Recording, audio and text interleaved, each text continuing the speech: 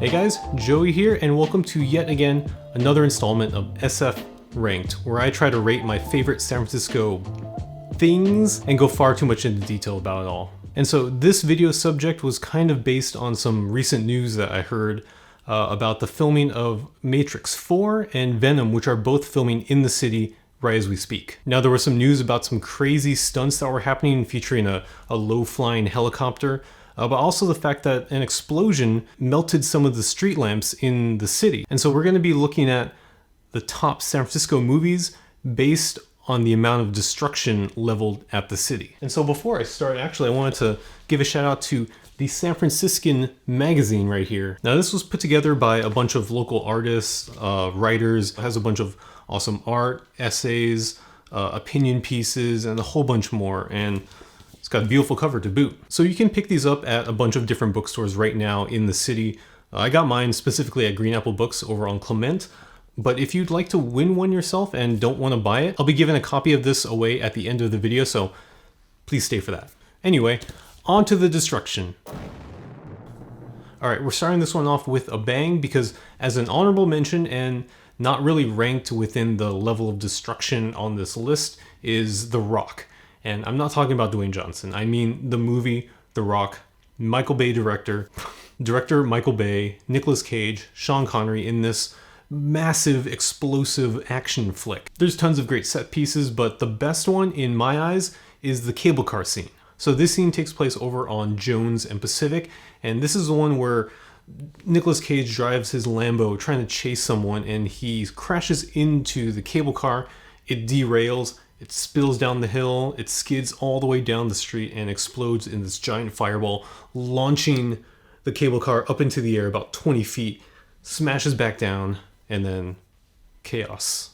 Nick Cage survives that. I don't know how. So I did want to say that I actually have a strong personal connection to this scene, and I know that's a weird thing to say about vehicles blowing up, but that scene was actually shot a block away from my childhood home.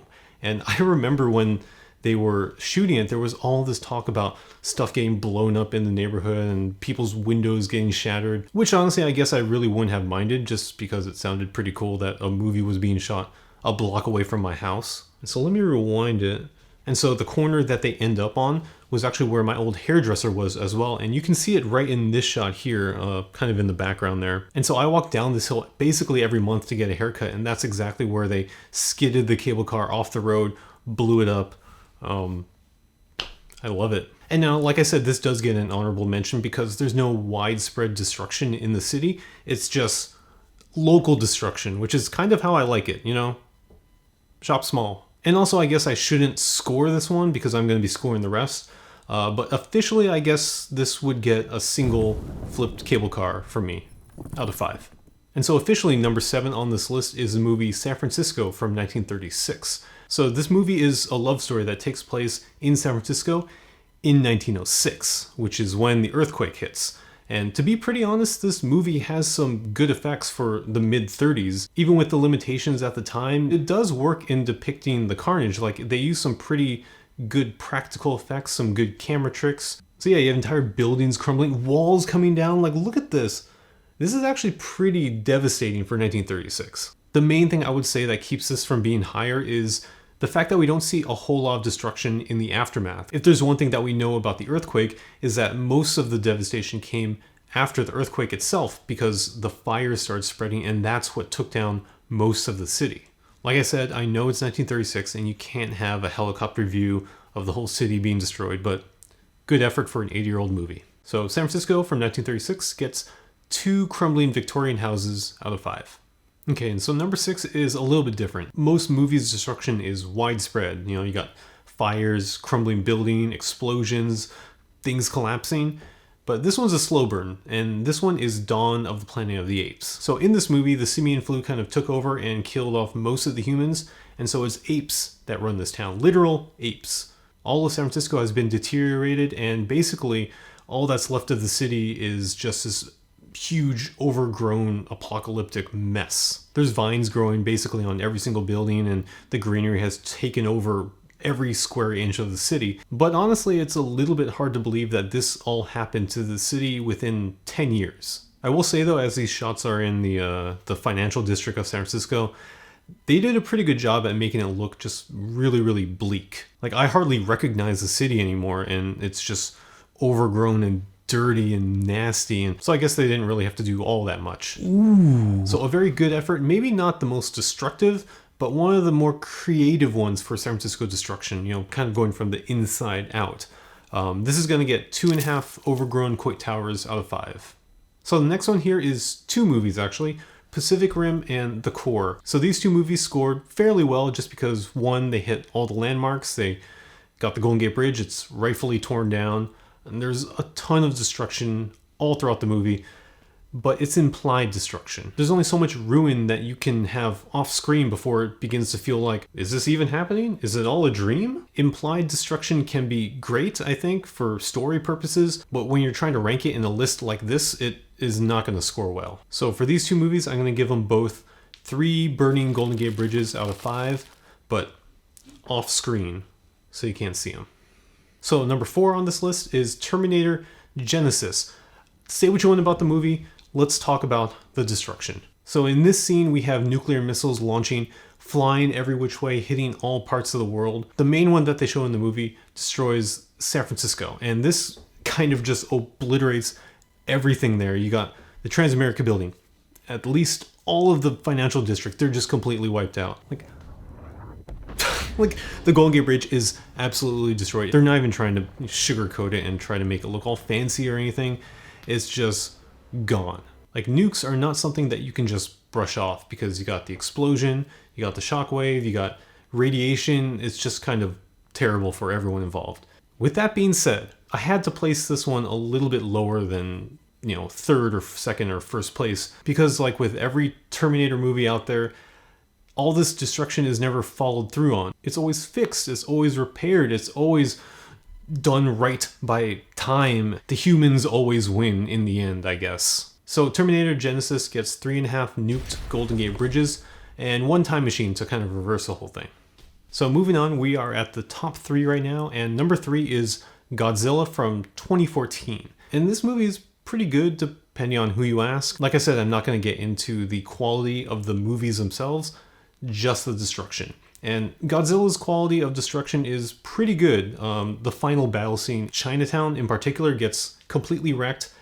Downtown does as well, I think. So that's the problem with this movie. There's a lot going on. There's tons of buildings getting knocked over, and you can't see anything. Like, I got my brightness up all the way, and I still can't see what is going on. I can't really tell where they are in the city. For all we know, they could be in Chicago, they could be in New York. The only thing that's really indicative of San Francisco itself was the Golden Gate Bridge, which they destroyed earlier in the movie. Like I said, it's so dark, like there's nothing but dust clouds, and it kind of looks like they're fighting by candlelight. Again, I'm not going to comment on the quality of the movie itself. I just really wish I could have seen what was going on. So this movie gets 3.5 burning Transamerica buildings with the lights turned off, and a little tiny candle just so that they can barely see what's going on.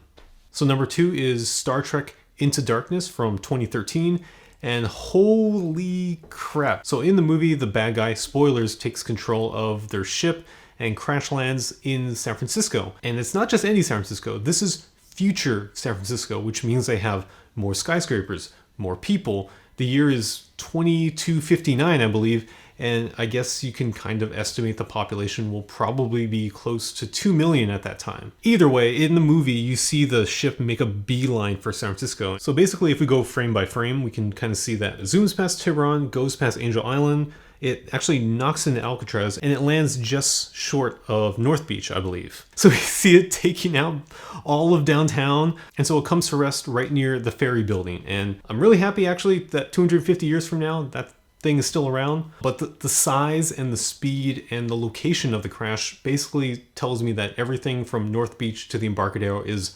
gone. It's wiped out. Fisherman's Wharf, gone. They didn't show it, but Coit Tower and Telegraph Hill are just flattened. Now, if I had to give a rough estimate, I would say between 5 and 10,000 people are just dead, maybe more. I don't really know about the population density of the 23rd century, but definitely this one's got to be way high on the list just because it's a huge man-made disaster. It's not an earthquake, it's not a flood, it's not a giant monster, it's not apes. Okay, I guess that one was man-made. None of that natural stuff. It's just a big-ass ship that humans built crashing into the city. And so Star Trek Into Darkness gets 4.5 untouched fairy buildings out of 5. Number one.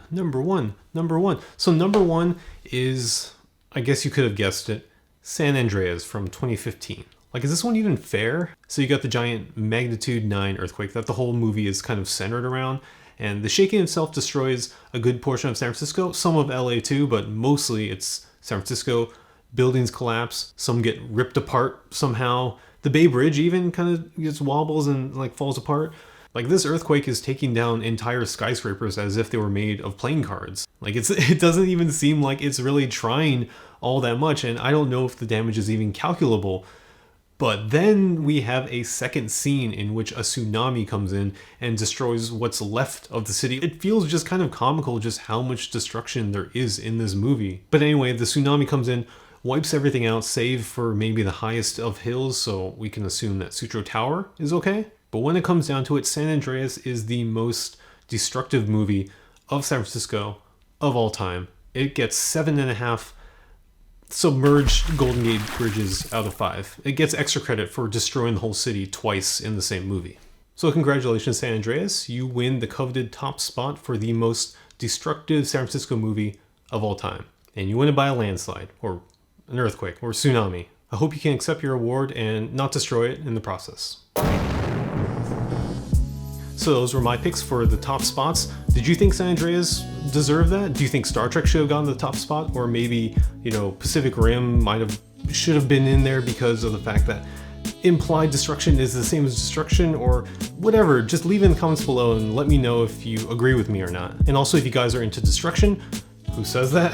But if you guys are interested in, looking up more about movies like this, about disaster movies, you can check out SF Chronicle columnist Peter Hartlaub. He did an awesome piece about the city's destruction in San Francisco. He kind of had all these really cool little charts and graphs to kind of visualize the destruction way better than I could. So I'll leave a link to that below in case you want to check that out. And also, yes, if you want to win this copy of San Franciscan, well, actually, this one's mine, but if you want to win a copy of the San Franciscan magazine, make sure to follow me on Instagram. I'll have all the rules there. You can check it out. The giveaway for this will be up until March 15th, so make sure you don't miss out. Yeah, so I'll leave a link to my Instagram down below. So if you guys enjoy these videos and want to see more of them, make sure to hit like, leave a comment, you can subscribe and hit the notification bell down below. It would really help me out a lot. Like, it means a whole lot that people are supporting this channel. Like, it's so cool to see people get excited about the city again. And that's kind of what I want to see in these videos, in this community that I'm trying to build. So thank you, and I'll see you guys at the next spot.